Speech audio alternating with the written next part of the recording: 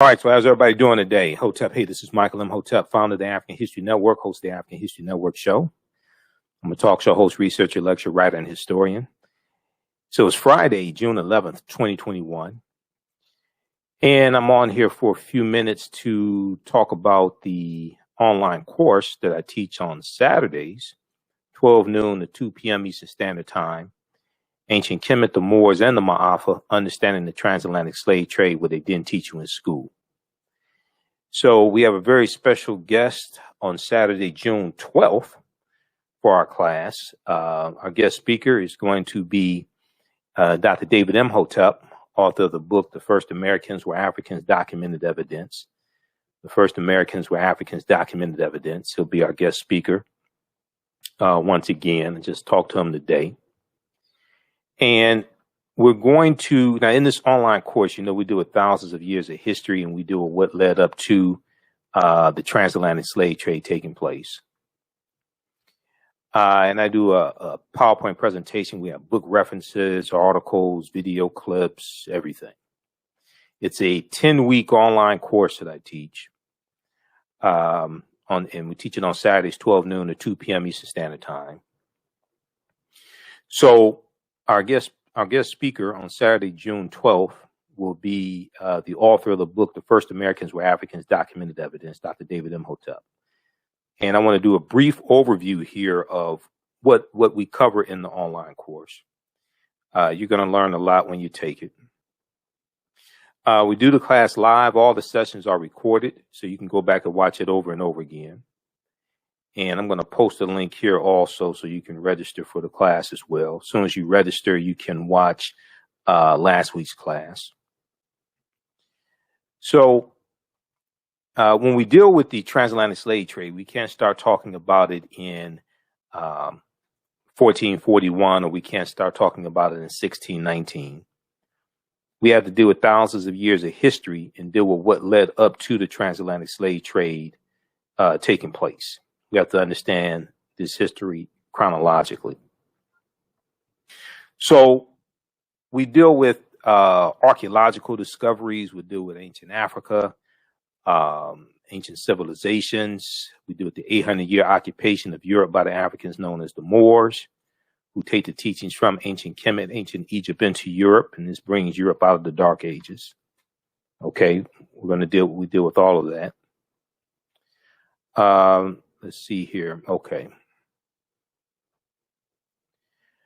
So let me bring up the PowerPoint presentation. Let me do a overview of what we cover in the course. Well, I just posted the link here. So the course is regularly $130.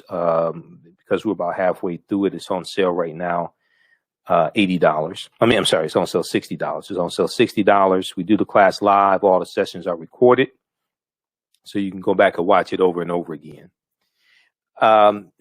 We had a few weeks ago, Sister Nubia Wardford, who's an African-American female archaeologist, spoke to the class also. And we dealt with the origins of ancient Kush and African queens of antiquity. So when you register for the course, you can watch the class that she spoke to. You can watch that session. One of the African queens we talked about were one of the Kandakis, what are also called, some people call Candaces, but it's actually Kandakis. And it was Amana Shikito, okay? And Amana Shikito was a Nubian. There's a article from face-to-faceafrica.com that has information on Amana Shikito. But the Kandakis of Merowe were the queens of the kingdom of ancient Kush, who ruled from the city of Merowe circa 284 BCE before the Common Era to 314 Common Era or AD in what is now the Sudan. So the lower portion of ancient Kemet, ancient Egypt, and the upper portion of Africa, I'm sure the upper portion of the Sudan is what historically we call Nubia. Okay, so when you look at the boundaries of these various countries, these various African countries today, you're largely dealing with boundaries that come out of the Berlin Conference of 1884. Okay, largely come out of the Berlin Conference of 1884, 1885, the result of that. Okay, so let's continue here. The renowned kingdom of Kush, also known as the kingdom of Napata, the kingdom of Kerma, the Meroitic kingdom, or sometimes called Nubia by some people, is one of the ancient civilizations that were advanced in terms of organization, culture, and politics. In its capital, Meroe, located on the Nile in the region of modern-day Sudan, flourished the trade in goods many did not have. But what also made it stronger was the monarchy, largely controlled by African women. Okay, what also made it stronger was the monarchy, also controlled by African women. So right now we see this whole fight over critical race theory. Most Republicans, most in the GOP can't tell you what critical race theory is. We see every February slave lessons gone wrong. This is an article here from USA Today dealing with mock slave auctions, racist lessons, how U.S. history class often traumatizes, dehumanizes Black students. And it tells you what not to do in these various history lessons. Don't have mock slave auctions, don't have slave reenactments, don't have the children pick cotton, different things like this. This is traumatizing to students. This article here from February 10th, 2021, Republican state lawmakers want to punish schools that teach the 1619 Project. So we see these whole culture wars that are being fought. And we see the attacks on the 1619 Project and Nicole Hannah Jones. We saw she was denied tenureship at the University of North Carolina, Chapel Hill's journalism school. We just saw on Thursday, June 10th, we just saw that Florida, the Florida Board of Education, State Board of Education, just passed a policy banning the teaching of critical race theory. But critical race theory is something that's taught at the usually graduate school level in college and in law school. So they're not even teaching or trying to teach critical race theory in K through 12. They're not even trying to teach that in K through 12. So these are culture wars that are being fought. Okay, these are culture wars, and Republicans are just trying to galvanize support. So check this article out here from CNN.com as well. This is Florida bans teaching critical race theory in schools. This is from June 10th, 2021. All right, let's continue here. How's everybody doing? Everybody share this broadcast in social media platforms. Invite your friends to tune in. I'm giving a brief overview of some of the content in the online course that I teach, the 10-week online course called Ancient Kemet, the Moors, and the Maafa, Understanding the Transatlantic Slave Trade, what they didn't teach you in school, okay? And we deal with thousands of years of history and deal with what led up to the transatlantic slave trade taking place. We posted the link here. You can register for the online course. Also, it's at our website, AfricanHistoryNetwork.com, AfricanHistoryNetwork.com. So when you go to the homepage of our website, AfricanHistoryNetwork.com, scroll down, you'll see the information for the radio show. I'm on 6 days a week. And you see the information for the class, our next class. Click right here, register here, takes you to the next page. Click on enroll. And as soon as you register, you can start watching the course content. You can watch last week's class. Our guest speaker on Saturday, June 12th, 12 noon to 2 p.m. Eastern Standard Time will be Dr. David Imhotep, author of the book, The First Americans Were Africans, Documented Evidence. Okay. And he's going to talk about the premise of his book. He'll deal with the African presence in this country going back at least 51,700 years ago. He'll also talk about his new book, and I talked to him today. He said the new book will be out in about 2 weeks or so.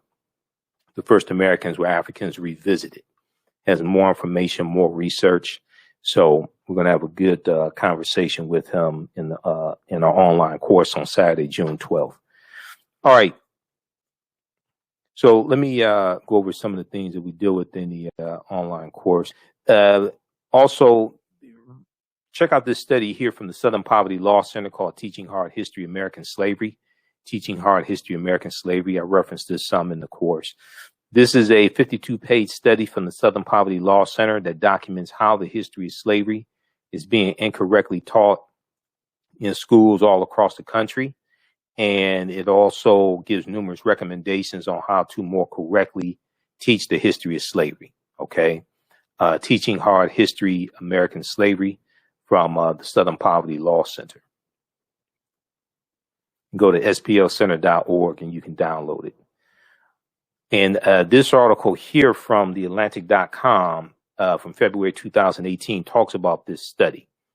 What kids are really learning about slavery, what kids are really learning about slavery.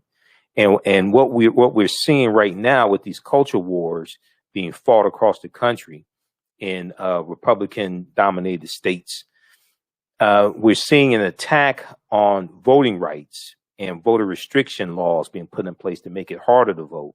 And then we're seeing attacks on what's being taught as far as history in schools, because they don't want to deal with the real history, don't want to talk about systemic racism, white supremacy, don't really want to deal with the history of slavery, attack the 1619 Project. So they want to control who can vote to determine the future, and they want to control the teaching of the past as well.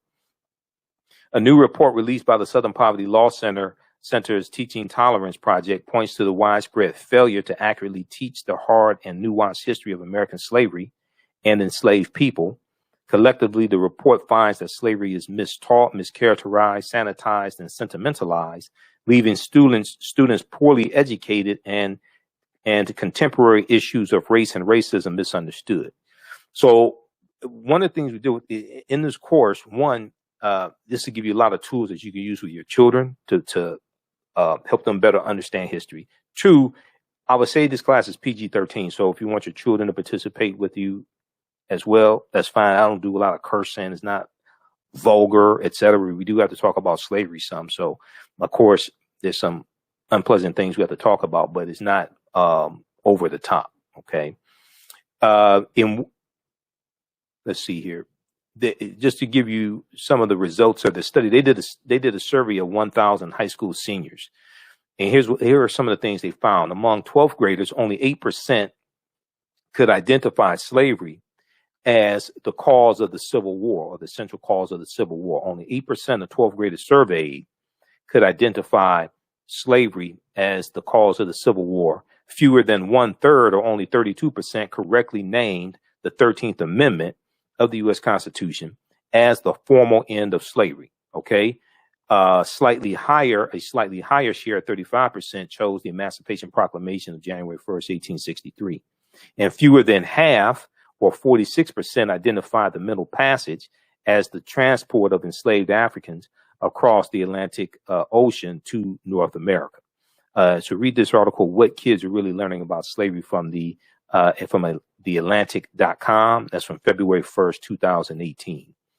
So if we look at some of the things that we deal with in the online course, we deal with archaeological discoveries. This is the step pyramid of Nesubiti-Zoser that was designed by Imhotep, the father of medicine, the architect, philosopher, Imhotep. This is from the 3rd dynasty.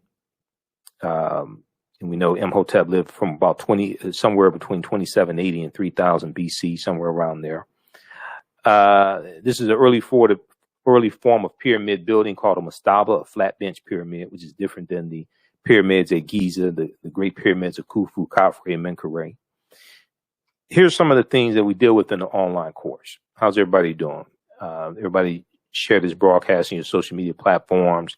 We posted the link here. Who still needs to register for this online course? And as soon as you register, you can start watching the content. Here's some of the things that we deal with in the online course. What was the transatlantic slave trade? What were some of the events that led up to the transatlantic slave trade starting? What role did Christopher Columbus play? So Columbus is crucial to the spread of racism, capitalism, the exploitation of indigenous people. Columbus is crucial to this expanding. All right. Now, of course, he did not create the slavery, but he's going to help it spread in the areas that they're going into and conquering on his 4 voyages, starting August 3rd, 1492, when he set sail on the Nina, the Pinta, and the Santa Maria. And in Columbus, and one of the things I do, I show you where Columbus went on his 4 voyages. He never came to the land that we call the United States of America. Okay, he never came to the land that we call the United States of America. The closest he came to this land is Cuba, which is about 90 miles away. He goes into Haiti, Jamaica, Puerto Rico, Honduras, Panama, areas like this. Okay, he goes into South America a little bit, but he never comes to the land that we call the United States of America. We also deal with when did Africans first come to the U.S. as slaves? When did Africans first come to the U.S. as slaves? So, you know, I talked about the 1619 Project briefly, and there's some errors. There's some things wrong with the 1619 Project, but there are still aspects you can use in the classroom. But when we focus on 1619, it gives a false impression that that's when African people first came to this land, okay, which is not true. We were here for tens of thousands of years before that happened. This is one of the things Dr. David Imhotep would deal with. And there's new evidence that pushes the date back from 51,700 years ago to thousands of years before that. Okay, we'll talk about that on Saturday, because he was mentioning that today when I talked to him, and he said that he has peer-reviewed evidence of this as well. So, but we know the Spanish were also taking Africans into the territory that we call South Carolina in the territory we call South Carolina in 1526. This is 93 years before Virginia, August 2016, 19. This is 93 years before that. So, and then the Khoisan are here going back at least 51,700 years ago. The Khoisan come from Southern Africa. They have the oldest DNA on the planet. They go all around the world. There was an article from face-to-faceafrica.com that just came out, and I've talked about it on my radio show. You know, I'm on Monday through Friday, 11 p.m. to 12 midnight Eastern Standard Time, and Sundays 9 p.m. to 11 p.m. We broadcast on 9:10 a.m. Superstation WFDF, and also on my Facebook and YouTube channels. But there was this article here from June 4th, 2021, face-to-faceafrica.com, about the Khoisan. Khoisan are the oldest ethnic group on the planet, have the oldest DNA on the planet. If you look at this one here, Africa's oldest ethnic group fights to keep ancestral land away from Amazon reach. They're talking about Amazon.com, Jeff Bezos. Africa's oldest ethnic group fights to keep ancestral land away from Amazon reach. Okay, this is from June 4th, 2021. And they talk about the Khoisan. Amazon is looking to build its new African headquarters in Cape Town, South Africa, in a project that will take between 3 and 5 years. However, the land on which the multi-billion-dollar corporation seeks to put its edifice belongs to the local Khoisan people, reputed to be the oldest existing people in the world. These are the Khoisan, the short-statured Africans, ancestors to the Ainu and the Twa. They go all around the world. So read the rest of this article here. Africa's oldest ethnic group fights to keep ancestral land away from Amazon reach. Okay. And they spoke in the click language as well. They spoke in clicks. And one of the things we do in the class is we also talk about the film Black Panther, because the film Black Panther is so powerful, and you really have to understand African history and culture to understand how powerful the film is. But the language spoken in the film Black Panther is called Isikosa, which is a Bantu language. And Isikosa has the click sounds in it. Okay. And the click language is basically the oldest language. All right, let's see. Let's go back here just a second. Let's go back to this. Okay, how's everybody doing? How you all like this type of information? We have people watching on Facebook and YouTube. All right. So we also deal with, when did Africans first come to the U.S. as slaves? Did Africans sell themselves into slavery? We deal with that complicated history. Were African people in America before the transatlantic slave trade? Absolutely. We were here even before Native Americans came into existence. This was our land stolen from us. And it's been stolen multiple times. But this was our land stolen from us. So we have to understand this. Okay. So the transatlantic slave trade did happen, but we African people came to this land tens of thousands of years before we were told that we actually came here. Okay, because see, the way, the story that they teach in school and the story that they teach us is that we first came to this land conquered by Europeans, shackled and chains. That's not true. We came here before there was anybody else on the planet. We deal with the 800-year occupation of Europe by the Africans known as the Moors. That's a very, very important history because that's where a lot of this stuff gets turned around. And the Moors are taking the teachings from ancient Kemet, ancient Egypt into Africa, bringing Europe out of the Dark Ages. We deal with shocking archaeological discoveries that are causing Europeans to rethink everything. Because when you look at these archaeological discoveries, and those that are in the class, or even if you listen to you watch my show, you've seen some of my lectures. When you look at these archaeological discoveries, they keep having to push timelines back. They say this is causing us to rethink everything. The scientists, archaeologists, paleontologists, they say this is causing us to rethink everything. They keep having to push the timelines back. Remember Juvenile had the song Back That Thing Up? Okay. When these new archaeological discoveries come out, they keep having to back that thing up. They keep having to back the timelines up. So the deeper they dig, the blacker the planet gets, the more research they do, the older we get. This is what we're looking at. We deal with shocking archaeological discoveries. And these discoveries are coming out like every other week. Insurance companies that took out policies on slave ships and enslaved Africans on the plantations. In the past few months, we've seen the lost city of Egypt. It's about something like 3,000 years old. That came out. So we're seeing archaeological discoveries that come out like every other week. Freemasonry, America and the founding fathers, because the foundation of Freemasonry are the teachings coming from ancient Kemet, ancient Egypt, and the mystery systems. And this is information that the Moors are taking into Europe. And unfortunately, everything that we taught the Europeans came back to kick us in the behind. That's why I say I wish we had never taught them, because all that stuff came back to kick us in the behind. We deal with the problem with slave movies and why we're being bombarded with slave movies and slave-themed TV shows. Asar, Arset, and Heru and the origins of the Immaculate Conception story. It's a deep history behind all this. And all this is connected to the astronomy, the spiritual systems, African history. And then I'll show you how all this connects to today.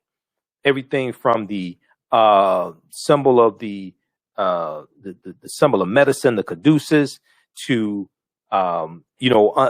seeing symbolism that exists today. Okay, whether we do with Freemasonry, Christianity, all of this is connected.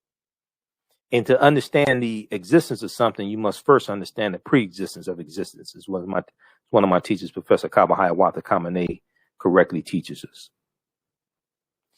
So we deal with Asar, Arset, and Heru and the origins of the Immaculate Conception story. They're known as the First Holy Trinity. Heru born of a virgin birth on December 25th to the Virgin Arset.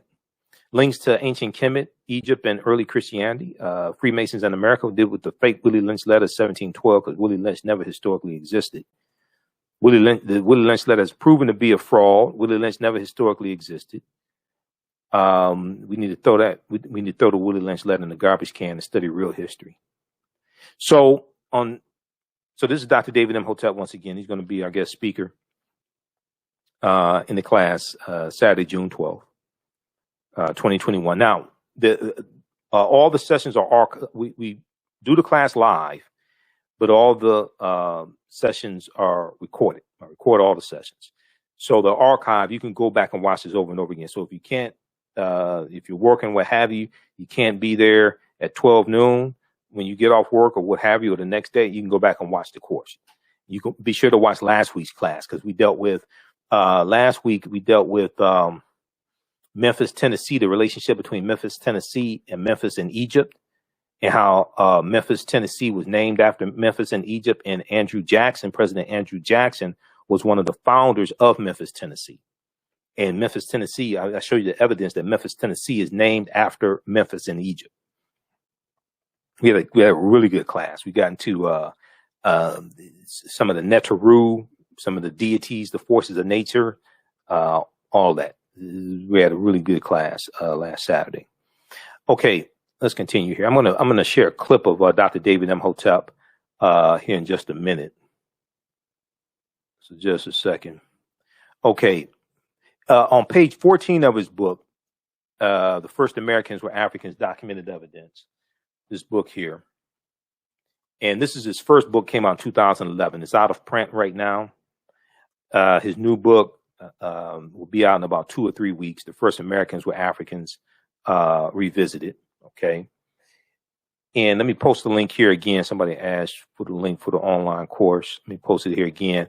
The class is about 50% off right now. It's on sale $60. We're about halfway through the class. It's regularly $130. It's a 10-week online course. It's a 10-week online course. I do this visual. I do a PowerPoint presentation. We have book references, articles, video clips, etc. Guest speakers. Just posted the link. You can register right there for it. As soon as you register, you can start watching the content you can watch from around the world. So on page 14 of his book, he talks about evidence that was found in Allendale County, South Carolina, by archaeologist Dr. Albert Goodyear, who's an archaeologist at the University of South Carolina. And they found 13 different types of evidence, documenting an African presence in this country going back at least 51,700 years ago. Okay. They found artifacts, architecture, campsites, carvings, Egyptian writings, footprints in lava, genetic M174D haploid groups dealing with DNA and genetics, linguistics, paintings, skulls, skeletons, structures, and tools. They found 13 different types of evidence fairly documenting an African presence in this country going back at least 51,700 years ago. We also, the links to the link to register for the course and additional information are in the notes of these broadcasts. So check that out. And we just posted the link here for our website, AfricanHistoryNetwork.com. We have the information right on the homepage of the website as well. Okay. And quick announcement, I will be in Atlanta for the Juneteenth Festival, a 3-day Juneteenth Festival. Some of you all that watch my show know this. Those that don't, I'll be there. It's Friday, June 18th through Sunday, June 20th, 2021. It's at Centennial Park, the 9th annual Juneteenth Festival, Atlanta Parade and Music Festival, Juneteenth.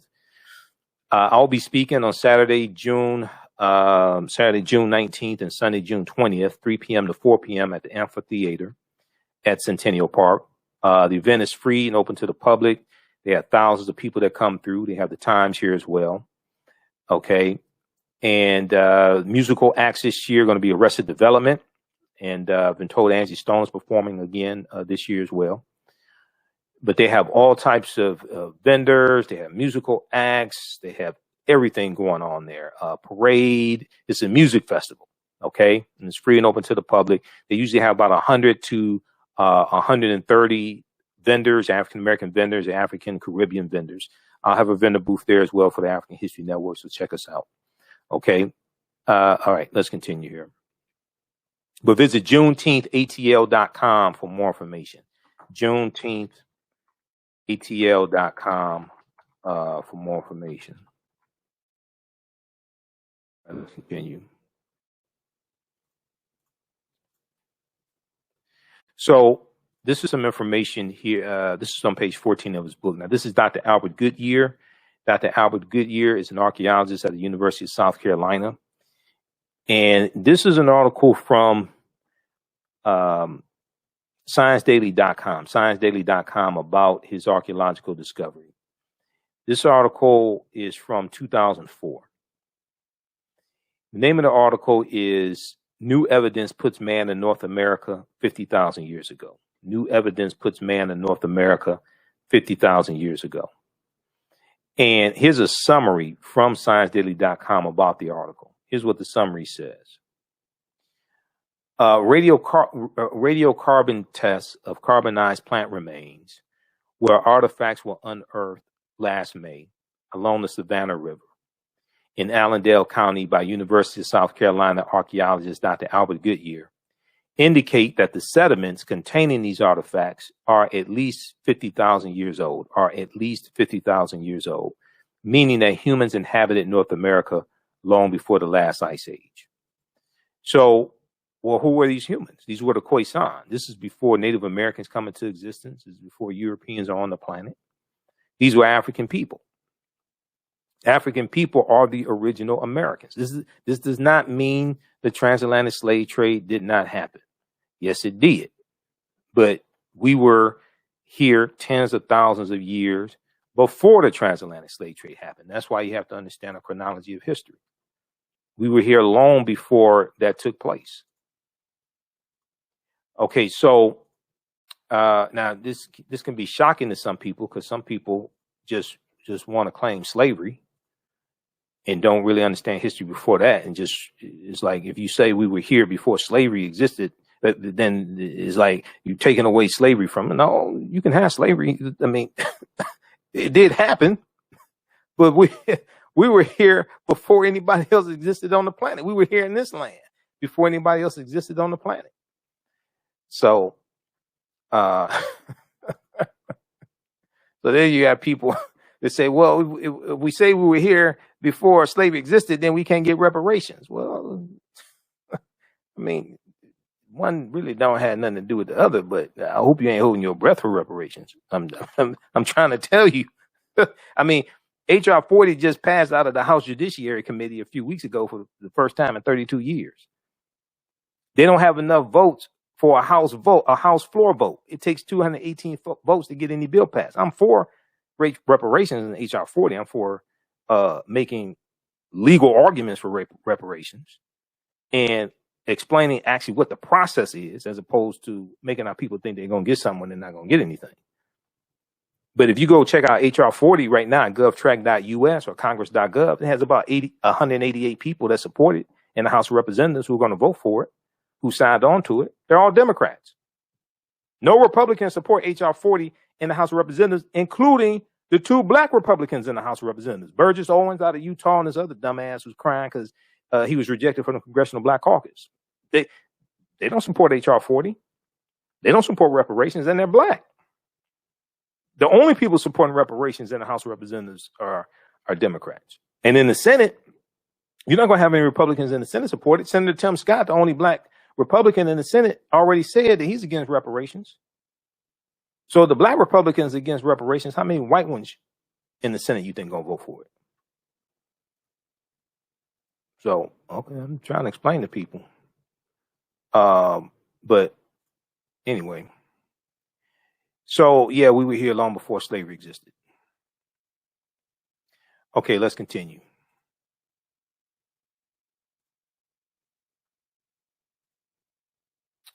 I want to go to this clip here.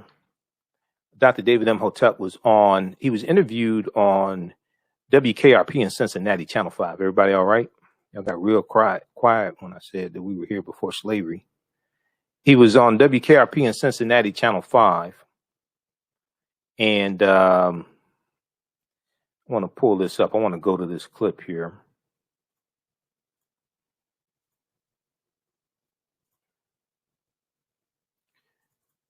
Let's see here. Let me pull this up just a second. So he was talking about the premise of his book. And he talks about a article from the New York Times from this article from the New York Times is from 2010, and it deals with evidence of humans sailing 130,000 years ago. Because all of this is older than what we've been told that it actually is. Okay, so let me go to this clip here. Let me pull this up. I'm going to pull up this slide just a second here. So for those who remember the TV show from the 1970s, late 70s, early 80s, WKRP in Cincinnati, there really is a WKRP in Cincinnati. There's a TV station, Channel 5. Don't know if there's a radio station, maybe, but there is really a WKRP in Cincinnati. His book will be out, his new book, in 2 or 3 weeks. I talked to him today, and he's going to talk about that in our online course. Somebody asked a question about it. His new book is The First Americans Were Africans Revisited. The First Americans Were Africans Revisited. He got the footnotes done and the index, because that's one of the things, two of the main things that were holding everything up. All right. And we'll post the link again so you can register for the online course as well. He'll be our guest speaker on Saturday, June 12th. 2021, 12 noon to 2 p.m. Eastern Standard Time, Dr. David Imhotep. Let's go to this clip here. This is from 2011, right after his book came out.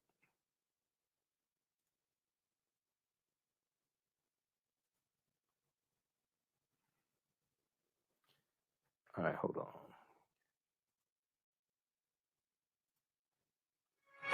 Okay, we learned a lot in school about 1492, Columbus sailed the ocean blue and all that stuff. But you know what? There were Africans before Columbus, and we've got Dr. David Imhotep to tell us his history lesson that we need to know. Welcome, Dr. Imhotep. And I should say you have a PhD in ancient African history. That's correct. And that's kind of unusual. Yes, it is. Yeah. So congratulations on that. Thank you very much. Yeah. How did you get interested in this area? It was part of my dissertation led this way, but I could not vary to another subject when my other subject here. So I said, later on, I will write something about that because it's not important in my dissertation at this point. So I did the book as soon as I finished my dissertation. Wow. And what you're saying, we have a picture of the book, too. It's The First Americans Were Africans. And we were talking about Dr. Ivan Van Sertima because I remember back in the 1980s, my dad took me to hear him. He came here to Cincinnati, and his book was They Came Before Columbus, and he talked about how Africans were here. He had a lot of, great research information, and so it was just kind of eye-opening, but we haven't heard a lot about that recently. So tell us how you got involved here. I'm showing that Africans not only came before Columbus, they came before the Indians. So you're going even farther back. I'm going farther back, at least 56,000 years old. Okay, now we've got a graphic up here about 130,000 years ago. Yeah, well, they sailed over here. And when I lecture, people say, well, wait a minute, humans weren't sailing along, they weren't boating 130,000 years ago. And I beg to differ.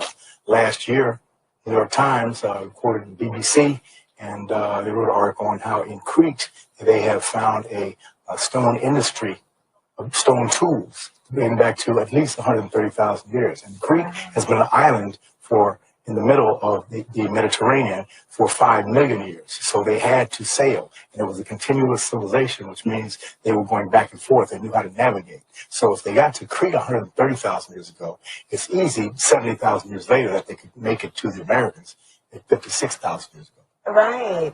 That's really, now how did you even get back to this research? This is just, did you start by reading They Came Before Columbus, and then you expanded on that research? Yes. You see, 36 years ago, Dr. Van Sertima's book came out, and this information is piled on for 36 years. So many different things, so many cutting-edge articles and things have been found since then.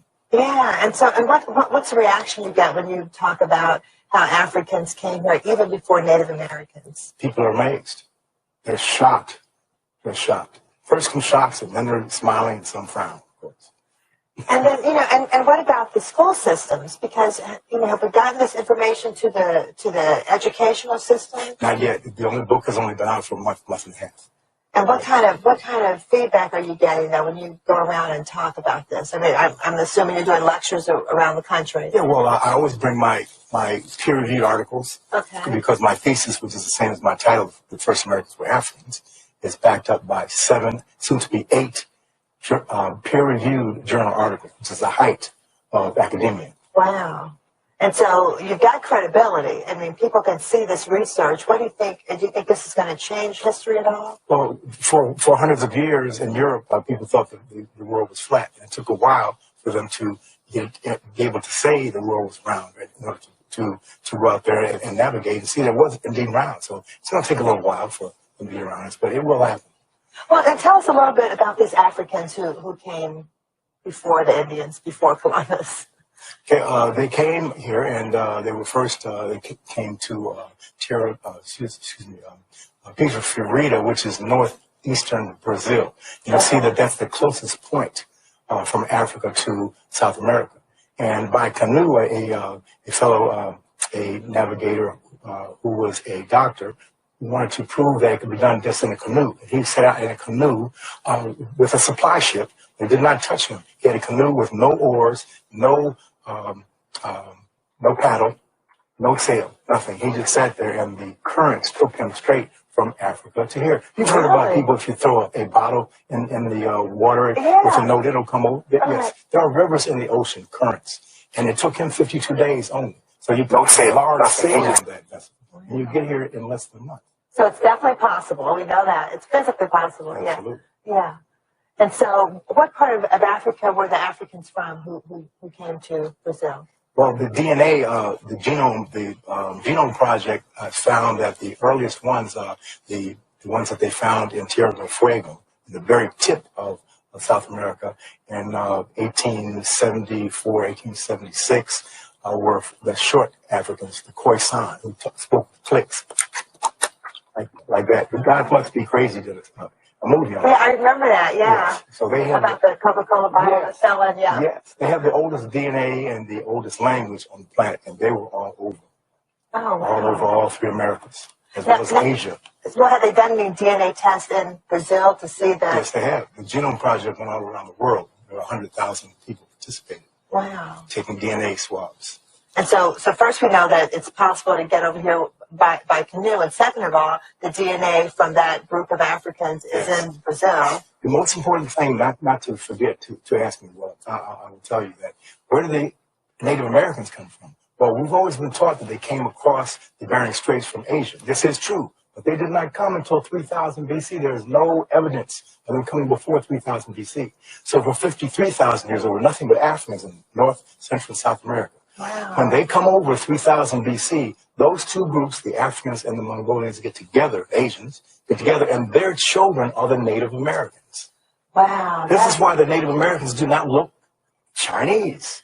They are a little different than Chinese. Right. Oh, that's, you know what? I mean, we need to learn.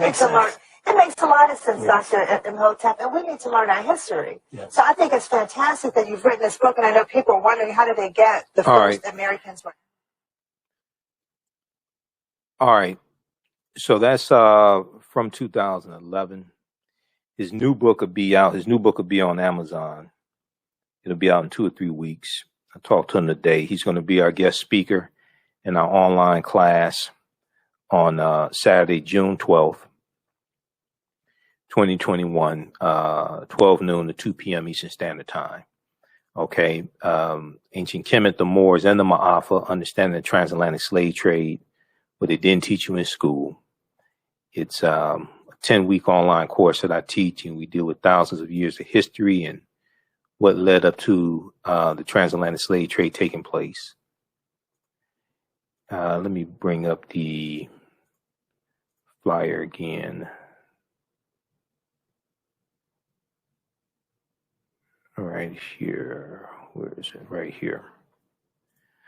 And it's on the homepage of our website, AfricanHistoryNetwork.com also. So the class is on sale $60. The 10-week course is on sale $60. We're about halfway through it. All the sessions, we do them live, but they're all archived.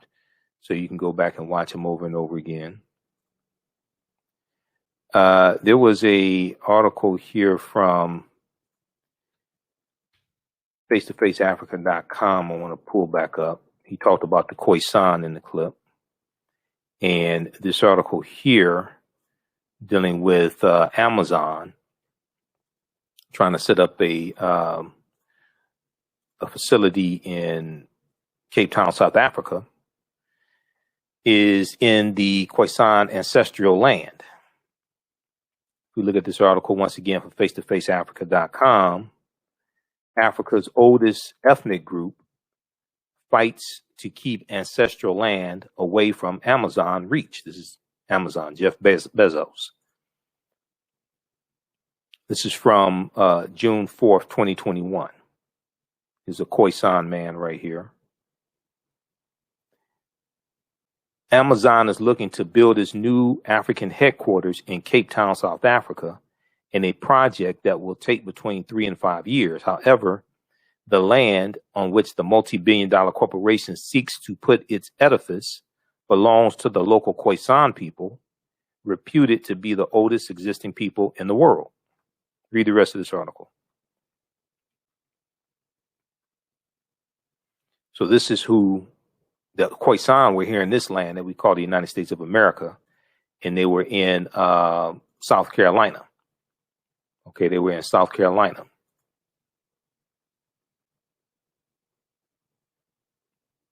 Then this other article that I pulled up, this deals with Africans in the Philippines.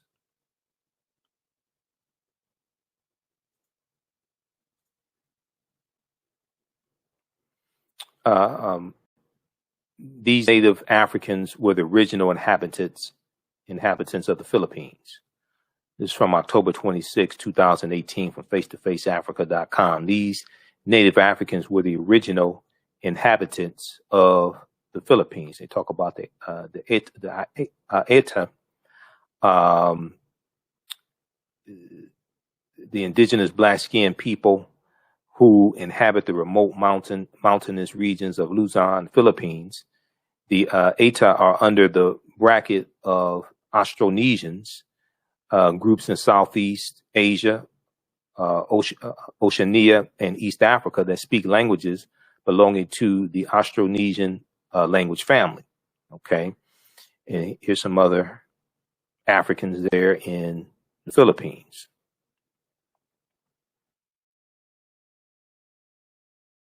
Okay, so read the rest of this article here from face-to-faceafrica.com.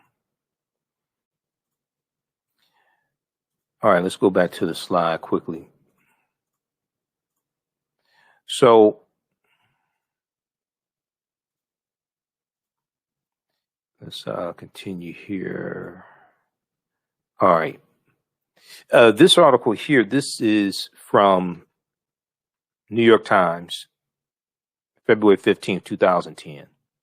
And this deals with stone tools that were found on the Greek island of Crete over the course of 2 summers. Archaeologists found these stone tools that they say date back at least 130,000 years ago. And they said this is one of the earliest examples of sailing in the Mediterranean, seafaring in the Mediterranean, because Crete has been the island for more than 5 million years. So they said the people had to sail there. Read this article. This is from 2010, New York Times. Okay, so we do archaeological discoveries. We talk about of course, we talk about the Druids and ancient Kemet and things like this, and St. Patrick, and how all that's connected. We do archaeological discoveries. This one deals with the lost city of Egypt called Tanis Heraklion that was revealed back in 2013. The lost city of Egypt called Tanis Heraklion that was swallowed up into the sea, and this city was built about 8th century BC. Okay, here's what they found at the bottom of the ocean. This one deals with the lost city of Egypt, the lost golden city that archaeologists are saying is 3,000 years old. That was just discovered this back in April of 2021, this lost city. Okay, we got Dr. John Henry Clark, who said all history is a current event. Everything that's ever happened continues to happen in some shape, form, or fashion. So we deal with, of course, the Africans known as the Moors and the 800-year occupation of Europe by the Moors. And the Moors are taking the teachings from ancient Kemet, ancient Egypt into Europe, bringing Europe out of the Dark Ages.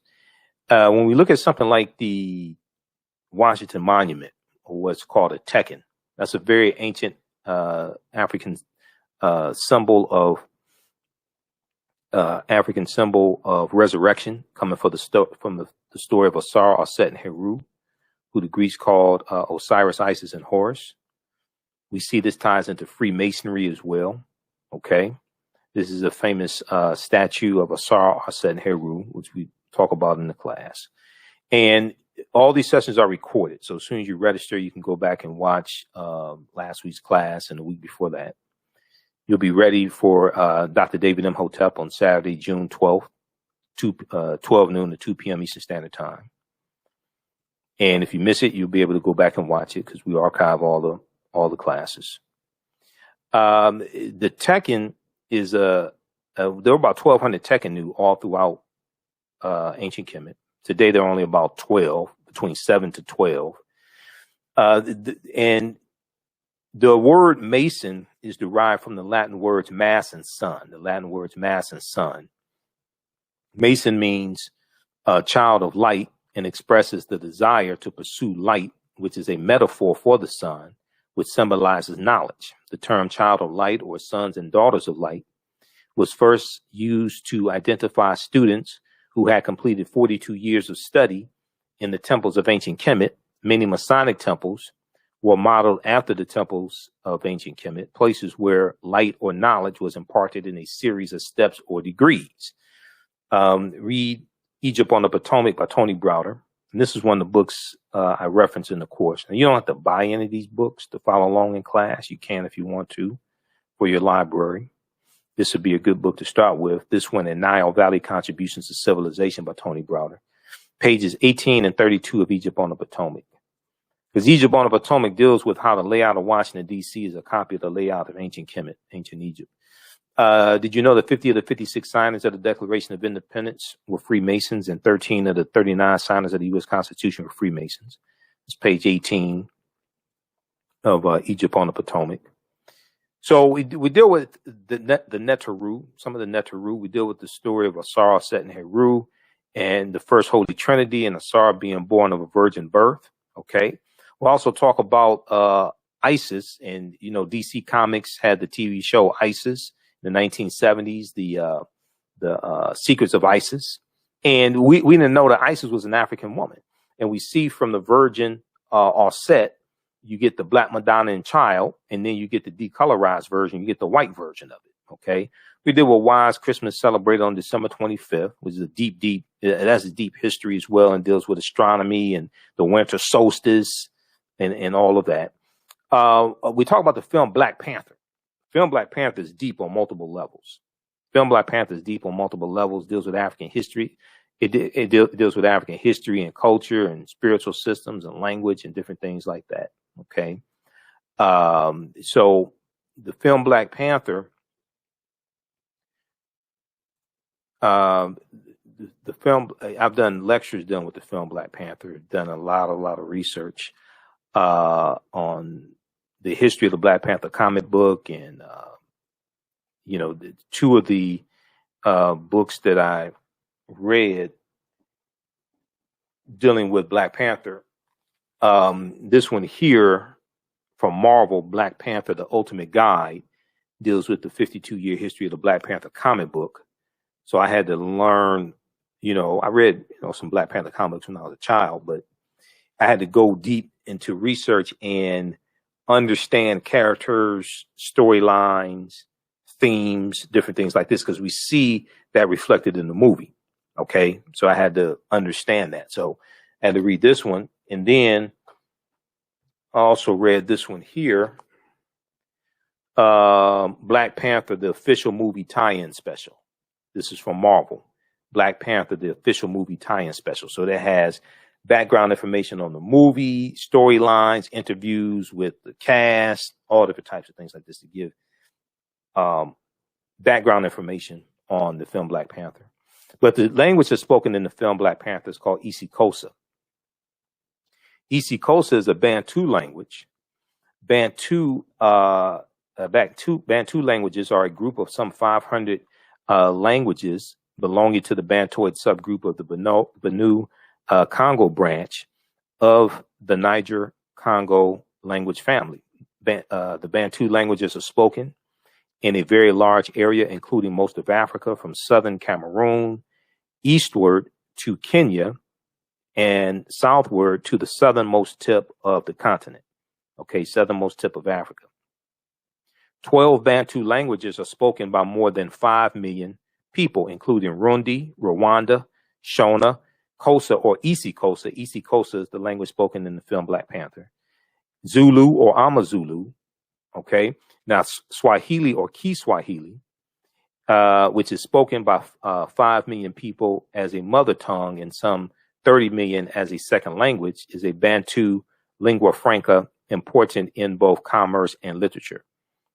So the word Kwanzaa is a Bantu word because Kiswahili is a Bantu language. The word Kwanzaa is a Bantu word.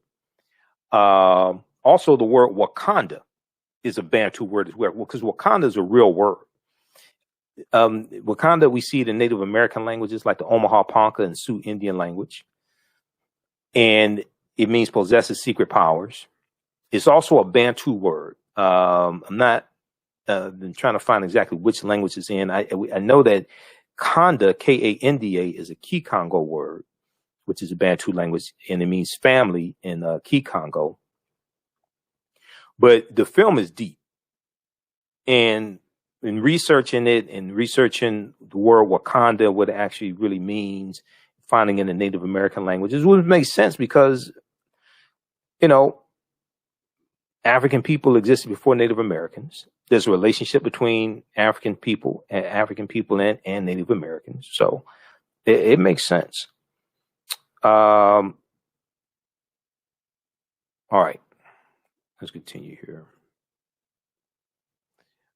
And we see the right over left. When you see them do the Wakanda salute, that comes out of ancient Kemet. That's the position of the Nasubitis, of the pharaohs when they're deceased. That's a position of power.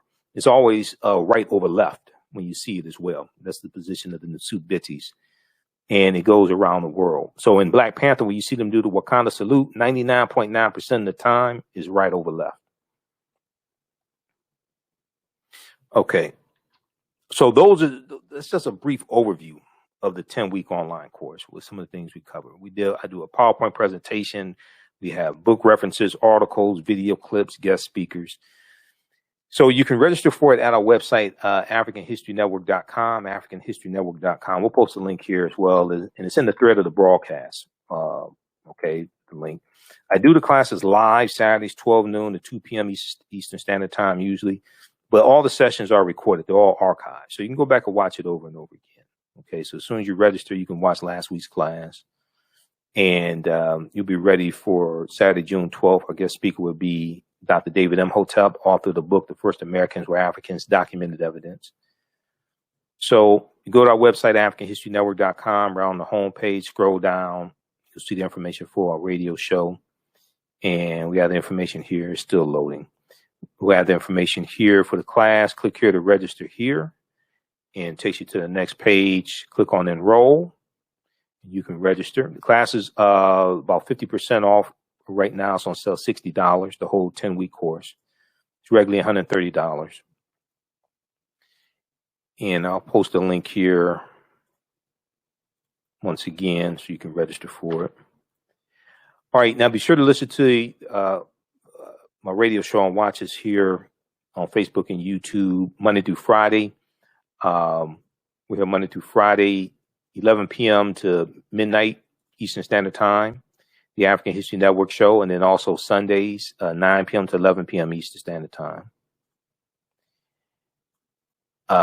And all these shows are archived at our Facebook fan page, The African History Network, The African History Network, my YouTube channel, Michael Imhotep, as well as on Blog Talk Radio. We're on 9 different audio podcast platforms: iHeartRadio, iTunes, Castbox, Stitcher. But we're on Blog Talk Radio as well, the African History Network show on Blog Talk Radio. I'll be in Atlanta, like I said, June 18th through the 20th for the Juneteenth Festival. So visit JuneteenthATL.com, JuneteenthATL.com for that information. All right, so hope to see you all in class. Also at our website, AfricanHistoryNetwork.com, all of my DVD lectures and digital downloads are there as well. And if you want to support the African History Network, you can do so through Cash App, $ the AHN Show through Cash App, or through PayPal, paypal.me/the AHN Show, $ the AHN Show through Cash App, or through PayPal, paypal.me/the AHN Show. This helps us keep doing the research, stay on the air, keep broadcasting 6 days a week. It helps when I have to travel, like when I have to go to Atlanta, speaking there for the Juneteenth Festival. It helps me get there and get back. Let's see here. Okay, so we've got that. And when you do it through Cash App, there were a couple of fake African History Network Cash App accounts out there that I had to report. Ours is $ the AHN Show, SHOW, and it says Michael, and it shows my picture there. Somebody set up some fake Cash App accounts. They've been stealing money from us. So I've already reported them to Cash App, but I'm trying to see what other action to take. But in the meantime, ours is $. Our Cash App tag is $ the AHN Show, SHOW. You see the real account and you see the two fake African History Network Cash App accounts also. I've talked to some people who said they didn't know and donated to the fake ones. You can contact Cash App through the app. Click on a problem with payment and contact them because they got their money back from the fake accounts. All right, we have to get out of here. Remember, right now it's correct wrong behavior. It's not over till we win. Wakanda forever. And we'll talk to you next time, and we'll see you in class. Peace.